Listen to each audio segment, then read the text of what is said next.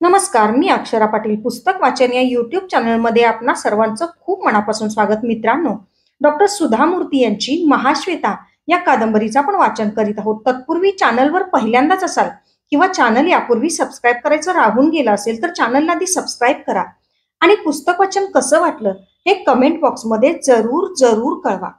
भाग 8. गाडी दादर स्टेशनात उभी राहिली. अनुपमा गोंधळून गेली होती. मनात अनामिक भावना दाटत होती, त्याचबरोबर भयही. आपण इथं आलो ते योग्य केलंय की अयोग्य? पण गावाकडच्या परिस्थिती बाहेर पडण्यासाठी हे पहिलं पाऊल उचलणं आवश्यक होतं. तेवढा एकच मार्ग तिच्या पुढं त्या क्षणी होता. सुटकेस उचलून अनुपमा स्टेशनवर उतरली. तेवढंच तिचं सामान, 4 साड्या, 400 रुपये आणि तिची प्रिय पुस्तकं. भोवतालच्या गर्दीतून सुमन हात हलवत येताना दिसली तसा तिचा जीव भांड्यात पडला. सुमी, तू आलीस? इतकी घाबरले होते मी. काही गर्दी ग, म्हणूनच तुला मी लिहिलं होतं सुट्टीच्या दिवशी ये म्हणून. चल. अनुपमा नवलाईनं सभोवताली पाहत होती. भोवतालची गर्दी, विजेवर धावणाऱ्या लोकल्स, वेगवेगळ्या प्रकारची वेशभूषा केलेली माणसं, कानावर येणाऱ्या वेगवेगळ्या भाषा, मरणाचा उकाडा, घामाचा चिकचिकाट. ती मुकाट्यानं सुमनच्या पाठोपाठ चालू लागली. दूर वर्सोव्याच्या टोकाला सुमनचं छोटं घर होतं. तोच त्यांचा राजवाडा. सुमनचा नवरा हरी अंधेरीच्या फॅक्टरीत इंजिनियर होता. त्या छोट्या फ्लॅटमध्ये सगळ्या सोयी होत्या. पण अनुपमाला इथलं सगळं विचित्र वाटत होतं. खेड्यातलं तिचं घर कितीतरी मोठं होतं. सुमन सकाळी नोकरीवर जायची. तिला रविवारी आणि तिच्या नवऱ्याला गुरुवारी सुट्टी. सुमननं मनापासून मैत्रिणीचं स्वागत केलं. अनु, तुझंच घर, समजून राहा इथं. काही काळजी करू नकोस. पुढचं पुढं काहीतरी पाहूया आपण. तू नीट जेव बघू. किती खराब झाली आहेस तू. मैत्रिणीचं बोलणं ऐकून अनुपमाच्या घशाशी आवंडा आला. सुमी, तू आधी माझ्यासाठी एक नोकरी पहा बरं. घरात रिकामी बसले तर याच विचारानं डोकं बिघडून जाईल माझं. शिवाय तुला आमच्या घरची परिस्थिती ठाऊक आहेच. मी यांनाही सांगून ठेवलंय. तू एवढ्यात का तो विचार करतेस? अनु, तू आनंदला पत्र लिहिलंस? त्यावर त्यांचं काय पत्र आलं? एकच नव्हे, 3 पत्र पाठवली मी. पत्ता 4 वेळा तपासून पोस्टात टाकली. मग पोस्टमनची वाट पाहता पाहता डोळे दुखून गेले. आप्पांनी 2 पत्र लिहिली, त्यांनाही उत्तर आलं नाही. तुझ्या लग्नात देसाई डॉक्टरांनी मध्यस्थी केली होती ना, त्यांना तरी सांगायचं. ते कुठं इकडं आहेत हल्ली. आमच्या लग्नाच्या वेळीच ते म्हणायचे, दिल्लीला जाण्याआधी तुमचं लग्न लावून जातो म्हणून. हो का? त्या महाशयानं मोठंच पुण्य गाठीला बांधलं म्हणायचं तुमचं लग्न जुळवून. सुमन कडवटपणे म्हणाली. सुमी, त्यांना दोष देण्यात काय अर्थ आहे? पुढं असा मला रोग होईल हे त्यांना कुठून ठाऊक असणार? अनु, तुझी सासू एवढं कथापुराण ऐकणं, दानधर्म करणं, पूजा अर्चा करणं, सतत काहीतरी देवाधर्माचं करत असते. पण तुझ्याशी असं वागलं तर तिला पाप नाही का लागणार? तुझ्या पुढच्या आयुष्याचा विचार करून तुला काही ना काही आर्थिक सहाय्य तरी. सुमी, मला त्यांच्या दयेची भीक नको आहे. ते भिक्षांनं मला कोड फुटलंय एवढंच. बाकी सगळी मी तुमच्यासारखीच आहे. हात पाय बुद्धी सगळं तसंच आहे. रूप जाऊन कुरूपपणा येईल तरी माझ्या योग्यतेनुसार एखादी नोकरी मिळणार नाही काय? अनु, तुला लगेच तुझ्या योग्यतेची नोकरी कशी मिळेल? MA झाले तरी मी अजून खासगी कंपनीत क्लार्क म्हणून नोकरी करते. तू माझ्यापेक्षाही हुशार आहेस. तुला क्लार्कची नोकरी मिळणं कठीण नाही, पण तुला ते आवडणार नाही. मला कुठली नोकरी आवडते ते काही महत्वाचं नाही. जीवनाच्या समुद्रात तरणं महत्वाचं आहे. अनु, राणीसारखं राहायचं तू. खरं तर तू असं बोलू लागलीस की मला वैताग येतो. तू इथल्या कर्नाटक संघाची मेंबर हो. माटुंग्याला संघ आहे म्हणजे काहीतरी नाटकं करत राहता येईल तुला. अनुपमा म्लानपणे हसली. माझ्या जीवनाचंच नाटक होऊन गेले. वेगळं नाटक कशाला हवं? प्रवासाच्या दमणुकीमुळे तिला गाढ झोप आली. तिला जाग आली तेव्हा सुमनचा नवरा हरी आल्याची चाहूल लागली. सुमन त्याला अनुपमाविषयी सांगत होती. अनुपमा संकोचानं आत आली. अनु, हे हरिप्रसाद म्हणजे मिस्टर सुमन. सुमननं आपल्या नवऱ्याशी ओळख करून दिली. हरी आश्चर्यचकित झाला. सुमननं जेव्हा आपल्या मैत्रिणीविषयी सांगितलं तेव्हा त्याला वाटलं होतं कुणीतरी कोडानं भरलेली एखादी मैत्रीण असेल, थोडे दिवस आपल्या घरी राहील.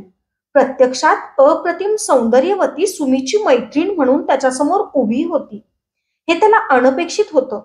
तिच्या काळ्या भोर डोळ्यांमध्ये विषादाची छाया होती. हरीला ती एखाद्या शापग्रस्त अप्सरेसारखी भासली. सुमन पुढे अनुपमा मिणमिणत्या दिव्यापुढे प्रकाशमान तेजस्वी दिव्यासारखी दिसत होती. स्वतःला आवरून त्यानं औपचारिकपणे नमस्कार केला. हरीच्या नजरेत उमटलेले भाव अनुपमेच्या लक्षात आले. कॉलेजमध्ये असताना तिला अशा नजरा झेलण्याची सवय होती. तिनं लगेच स्वतःला समजावलं, माझं हे मानणं योग्य नाही. कोड असलेली स्त्री म्हटल्यावर बघणाऱ्याची दृष्टी वेगळीच असणार. आपण तिचा असा अर्थ काढणं योग्य नाही. शक्य तितक्या लवकर माझ्यासाठी एक नोकरी पाहाल काय? सुमीनं तुम्हाला सगळं सांगितलं असेलच. नोकरीचं पाहता येईल, त्यात काही कठीण नाही. तुम्ही मुंबईत 4 दिवस निवांत राहा. एलिफंटा, विटी, बोरिवली पार्क सगळीकडे सुमन बरोबर फिरून या. नंतर पाहता येईल. हरीचं बोलणं ऐकून अनुपमाला बरं वाटलं. सुमीच्या आग्रहावरून ती आली असली तरी तिचा नवरा कसा वागेल हा प्रश्न तिच्या मनात होताच. पण हरीच्या बोलण्यामुळे मनातली शंका दूर झाली होती. अनुपमाला मुंबईला येऊन महिना झाला होता. सुरुवातीचे काही दिवस तिनं सुमन बरोबर शहर पाहण्यात घालवले. काही वेळा हरीही त्यांच्या बरोबर आला होता. तिथं त्यांच्या घरी काही त्रास नसला तरी मनाच्या कोपऱ्यात ही काय माझी कायम राहायची जागा नव्हे अशी भावना होतीच. त्या दोघांच्या संसारात आपली उगाच अडचण कशाला अशी सतत मनाला टोचणी होती. एक दिवस संध्याकाळी घरी आल्या आल्या हरीनं सांगितलं, तुमच्यासाठी उद्या एका इंटरव्ह्यूचं निमंत्रण आले.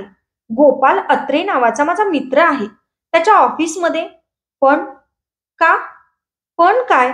अनुपमानं उत्सुकतेनं विचारलं.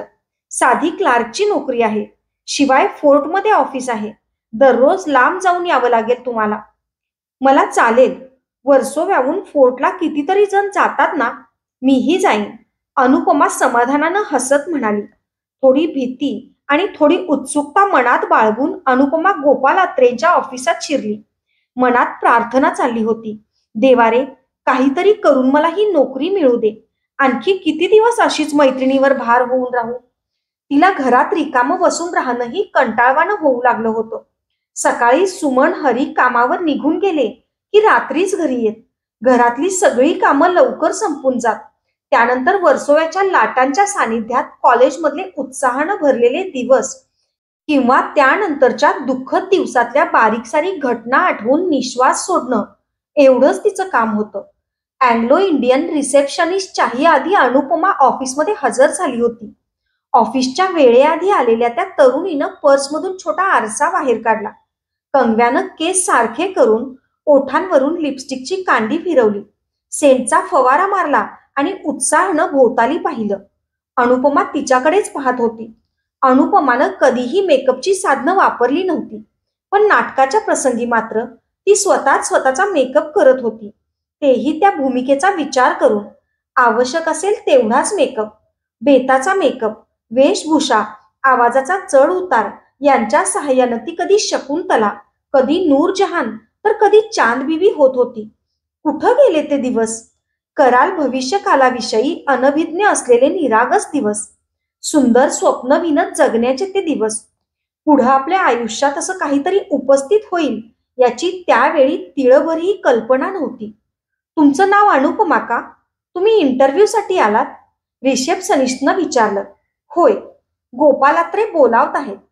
इंटरव्ह्यू अतिशय साधा आणि सरळ होता. अति बुद्धिमती अनुपमा असल्या नोकरीसाठी आली यात आश्चर्यच होतं.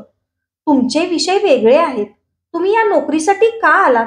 इंटरव्ह्यू घेणाऱ्या एका अधिकाऱ्यानं विचारलं. घरची परिस्थिती, अनुपमानं एकाच शब्दात उत्तर दिलं. तुम्ही उद्याच कामावर हजर व्हा. इथं सगळ्या कामाची सवय हवी. आमची रिसेप्शनिस्ट डॉली आणखी 2 महिन्यात रजेवर जाणार आहे. तिच्याकडून बाकीचं काम शिकून घ्या. बरं म्हणून सांगून अनुपमा बाहेर आली. ती खोलीबाहेर जाताच गोपाल अत्रे उद्गारले, किती देखणी मुलगी आहे. बिचारी बिचारी, काय झालं तिला? तिला कोड आलं म्हणे, पण आपल्याला दिसलं नाही. कोण जाणे, हरिप्रसादाने तसं सांगितलं होतं. असं? Poor girl. बाहेर अनुपमा डॉलीला भेटून बोलली, अच्छा, उद्या येते, बाय बाय. डॉलीनं निरोप दिला. अनुपमा कामावर हजर होऊन 2 महिने झाले होते. पहिला पगार हातात पडला तेव्हा डोळ्यात अश्रू आले, पण ते आनंदाचे होते की दुःखाचे हे तिलाच समजलं नाही. आर्थिक स्वातंत्र्य हे मानवाच्या अतिमहत्वाच्या स्वातंत्र्यांपैकी एक. आतापर्यंत तिनं पैसे मिळवले असले तरी या निश्चित नोकरीमुळे एका ध्येयाच्या दिशेनं निघाल्यासारखं तिला वाटलं. तिनं सुमनला महिन्याच्या खर्चासाठी 300 रुपये देऊ केले, पण सुमननं त्यांचा स्वीकार केला नाही.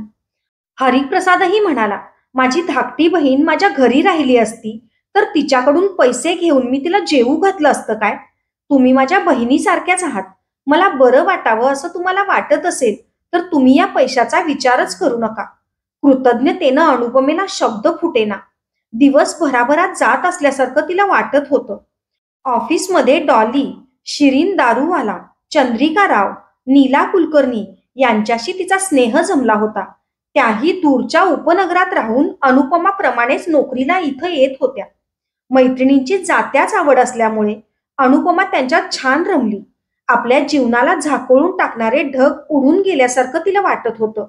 मैत्रिणींचा उल्हास, परस्परांना मदत करण्याची पद्धत जीवनातील तप्त उन्हामध्ये थंड शिडकावा झाल्यासारखं तिला वाटत होतं. सुमनच्या घरी असंच किती दिवस राहायचं? आणखी 6 महिन्यात ती आई होणार आहे. त्यावेळी घर आणखी लहान वाटू लागेल.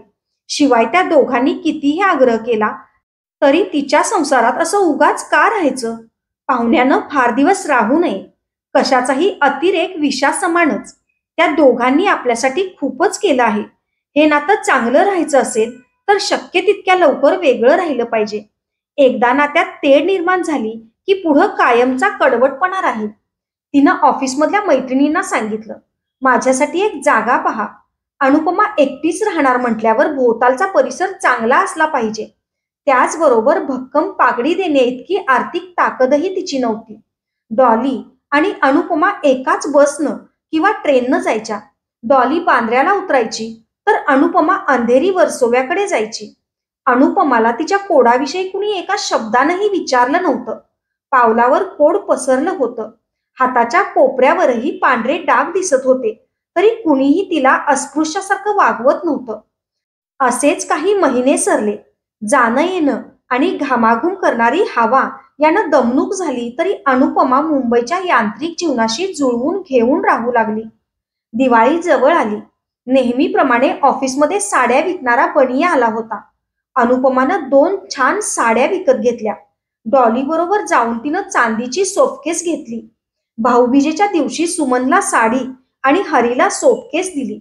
सुमन म्हणाली, अनु, एवढं सगळं का दिलंस? अनुपमा म्हणाली, तुम्हा दोघांची बहीण असते तर असेच रागावला असता काय? हरीही गप्प बसला. अनुपमेला जाणवलं या दोघांचे उपकार आयुष्यात कधीही विसरणं शक्य नाही. त्या दिवशी डॉली ऑफिसला आली नाही. तशी अनुपमा घाबरली. डॉलीचं लग्न ठरलं होतं. ऑस्ट्रेलियात नोकरी करणारा अँग्लो इंडियन तरुण तिचा नियोजित वर होता. कदाचित तिचा भावी नवरा ऑस्ट्रेलियाहून आला असेल काय? अनुपमा विचारात पडली. पण एका फोननं खुलासा केला. डॉलीला अपघात झाला होता. अर्ध्या दिवसाची रजा टाकून ती हॉस्पिटलमध्ये गेली. डॉलीची वृद्ध आई जॉयसी बाहेर बसून रडत होती. डॉली तिची एकुलती एक मुलगी. तिचं लग्न ठरलेलं. इतर सगळे नातेवाईक गोव्यात राहत होते. आता अशी अडचण आली होती. अनुपमा तिथल्या प्रमुख डॉक्टरांना जाऊन भेटली. तातडीनं रक्ताची व्यवस्था केली पाहिजे. कुणी ओळखीचं किंवा नात्यातलं असेल तर बोलावून घ्या, नाहीतर ब्लड बँकेतून रक्त मागवा. वृद्ध जॉयसीला सगळी धावपळ जमण्यासारखी नव्हती. डॉलीच्या ओळखीची आणि नात्यातली माणसं मुंबईमध्ये होती, पण मुंबईत आयत्या वेळी यायला सवड कुणाला असणार? जॉयसी हवालदिल झाली होती. अनुपमानं तिचं समाधान केलं आणि थोरल्या डॉक्टरांना भेटून म्हणाली, सर, माझं रक्त डॉलीच्या रक्ताशी जुळतं का ते पहा. मी रक्त द्यायला तयार आहे. रक्त देण्यात हरकत काहीच नव्हती. नंतर थोडा अशक्तपणा येईल हे तिला ठाऊक होतं. त्याचबरोबर कोड असलेल्या व्यक्तीचं रक्त दिल्यासही रोग्याला कोड होईल अशीही काही जणांना भीती वाटण्याची शक्यता होती. सुदैवानं तिचं रक्त डॉलीच्या रक्ताशी जुळलं. रक्त देऊन बाहेर आल्यावर तिनं जॉयसीला सांगितलं, आता डॉली बरी होईल, काही काळजी करू नका. डॉलीचे इतर नातेवाईक जमले. त्यानंतर आपलं इथं काम नाही असं मानून ती तिथून निघाली. डॉली बरी होईपर्यंत ती रोज संध्याकाळी ऑफिस सुटल्यावर डॉलीला भेटत होती. तिनं एकदाही रक्त दिल्याचा उल्लेख केला नाही. पण एक दिवस डॉलीला ते समजलं. कुठल्याही प्रकारे ना नात्याची, ना गोत्याची, ना एका प्रांताची, ना भाषेची अनुपमा. अत्यंत मोक्याच्या क्षणी रक्त तर दिलंच, नंतर त्याचा उल्लेखही केला नाही. आपण हिचे उपकार आयुष्यात कधीही फेडू शकणार नाही अशी तिची भावना झाली. ऑफिसमध्ये आल्यावर पहिल्याच दिवशी तिनं विचारलं, अनुपमा, तुझे उपकार कसे आणि कधी फेडू मी? तू केवळ कलिग नाहीस. अनुपमानं तिला अडवलं. डॉली, उपकाराची भाषाच नको. तुला रक्ताची गरज होती, ते माझ्याकडं होतं, मी दिलं, बस. डॉली निरुत्तर झाली. थोडेसे उपकार करायचे आणि त्याविषयी वारेमाप सांगत फिरायचं अशी कितीतरी माणसं तिनं जवळून पाहिली होती. उलट अनुपमानं ती एखादी साधी गोष्ट असावी तसं केलं होतं. ऑफिसमधल्या चंद्रिका रावचं लग्न ठरलं. सगळ्यांनी अर्ध्या दिवसाची रजा घेतली होती. लग्नाच्या निमित्तानं अनुपमा जरा विशेष नटली. नवऱ्या मुलीला देण्यासाठी म्हणून एक चांदीची वाटी घेऊन ठरल्याप्रमाणे ती दादर स्टेशनवर गेली. ऑफिसमधले सगळे तिथं जमले होते. मुंबईमधलं अर्ध्या दिवसाचं लग्न ते. हिंदू कॉलनीत लग्नाचं कार्यालय होतं. नवरा मुलगा महाराष्ट्रीयन होता. अतिशय साध्या प्रकारे लग्न पार पडलं.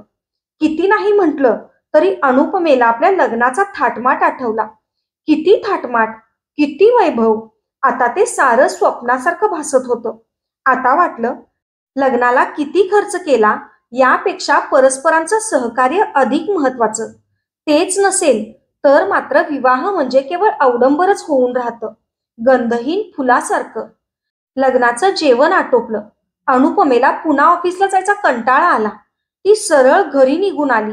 या वेळेला घराला कुलूप असेल अशी तिची अपेक्षा होती, पण ती खोटी ठरली. घरात हरी होता. हे काय, ऑफिसमधून इतक्या लवकर घरी आला? तब्येत बरी आहे ना? मला टूरवर जायचं आहे म्हणून लवकर घरी आलो. अनुपमा आज जाऊन नवी साडी सोडून जुनी साडी नेसत होती. पदर ओढून खांद्यावर घेत असताना तिला वेगळाच अनुभव आला. मागून कुणीतरी येऊन तिला घट्ट धरलं. ती दचकली. तोच एक हात तिच्या तोंडावर घट्ट ठेवण्यात आला. भोवतालची मिठी आणखीन घट्ट झाली. कोण? क्षणार्धात खुलासा होऊन अनुपमा घामेजली. घरात हरीशिवाय आणखी कोण आहे? तिनं वळून पाहिलं. पाठीशी हरी हसत उभा होता.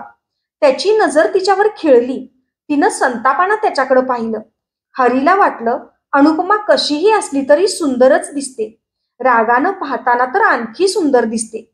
तुला पाहिलेल्या क्षणापासून माझं मन तुझ्यावर जडलंय.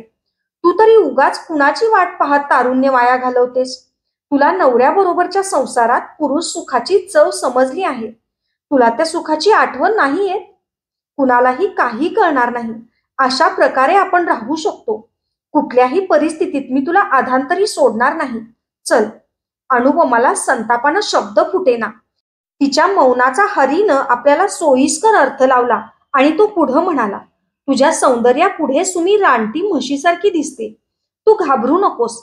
अनेक सोयीस्कर मार्ग आहेत. काही कमी जास्ती झालं तर 1000 दवाखाने आहेत. तुला पुरुषाचा मोह होत नाही? अनु, मी तुला नोकरी मिळवून दिली, त्याची परतफेड करणार ना? अनुपमानं सारी शक्ती एकवटून त्याच्या थोबाडीत जोरात लगावून दिली. शी, लाज नाही वाटत? तुम्ही मला बहीण मानलत. सुमी मला बहिणीसारखी आहे. सुमीला सांगते सारं. जाऊ द्या मला.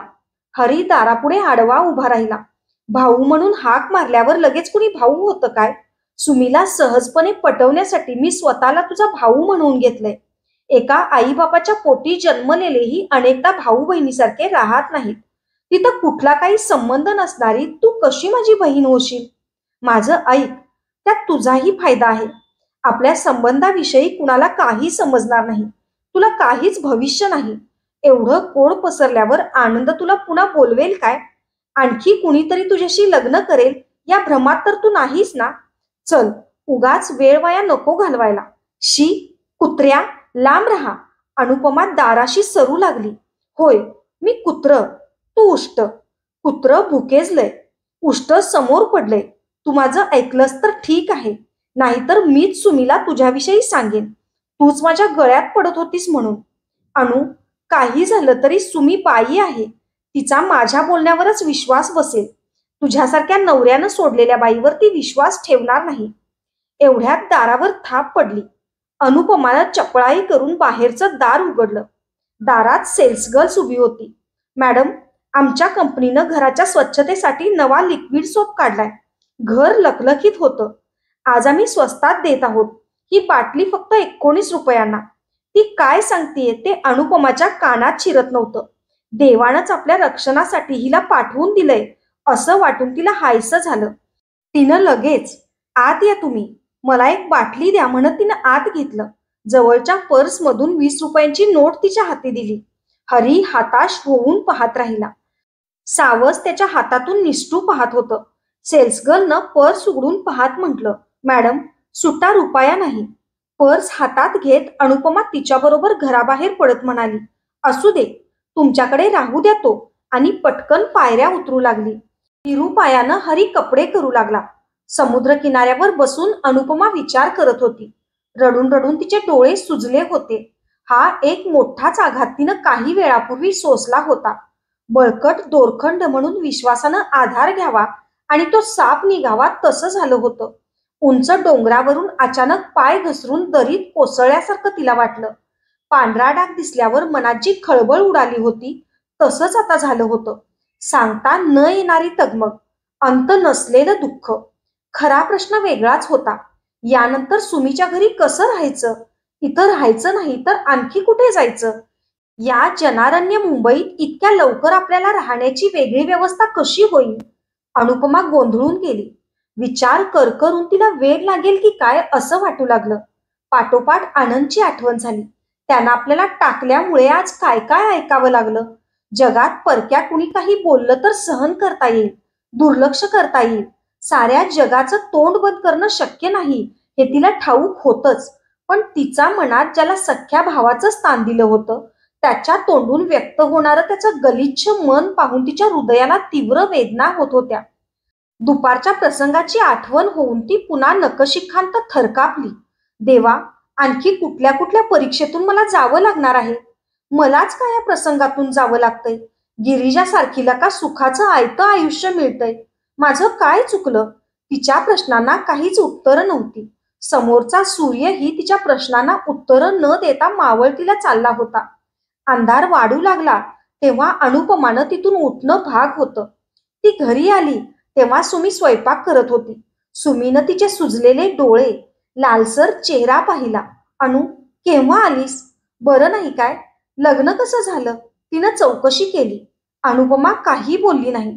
तू झोप जा अनु, मी स्वयंपाक करते आज. हेही गावात नाहीत, आणखी 8 दिवसांनी येतील. स्वयंपाक झाल्यावर मी तुला उठवीन. म्हणजे सुमीला काहीच ठाऊक नाही. सुस्कारा टाकून अनुपमा आत गेली. सुमनलाही वाटलं मैत्रिणीच्या लग्नाच्या निमित्तानं तिला बहुतेक आपलं लग्न आठवलं असावं, म्हणून हिचा चेहरा कोमेजून गेलाय. बिचारी. अशाच नवनवीन आणि विविध विषयांवरच्या कथा, कविता आणि पुस्तकांसाठी पुस्तक वाचन बाय अक्षरा पाटील हे चॅनल सबस्क्राईब करा. आणि पुस्तक वाचन कसं वाटलं हे कमेंट बॉक्समध्ये जरूर कळवा. थँक्यू.